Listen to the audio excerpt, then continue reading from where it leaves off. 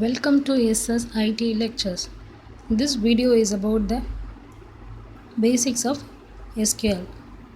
SQL stands for Structured Query Language. SQL provides set of statements to perform various tasks in a database.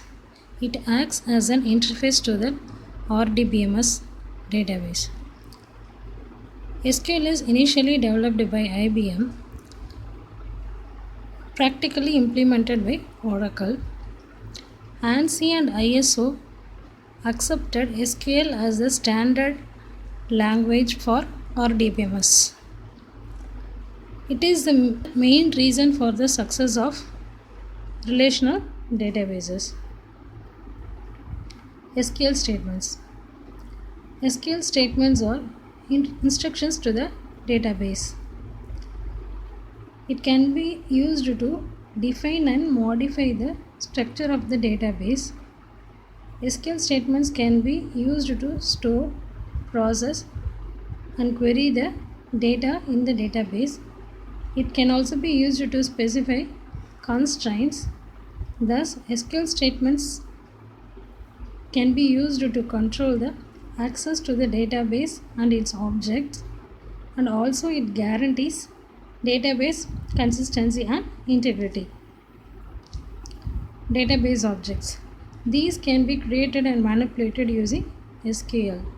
Database objects are broadly classified into schema objects and non-schema objects. Schema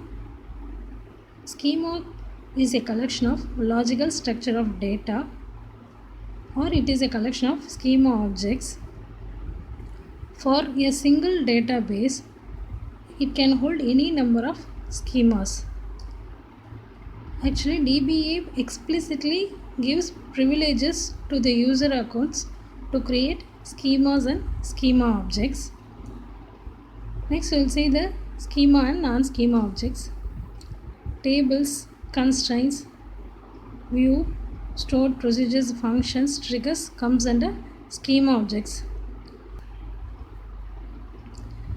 Actually, table is the basic structure that can hold data in the database. Users, roles, rollback segments, table spaces comes under non-schema objects. Next, we will see the data types. The data types are the type of data that the table can hold. To store the numeric values, the two data types available are number of P and number of P, S. P denotes precision, S denotes scale. P indicates the maximum number of digits it can hold. S indicates the number of digits that can be allowed after a decimal point. To store the character values, the data types available are char of n, var char2 of n. Char of n is a fixed length data type, where n denotes the size of the value. Var char2 of n denotes the maximum size it can hold. It is a variable length data type. The next basic data type is date. Date data type can be used to hold date values and time values. That's all about the basics of SQL.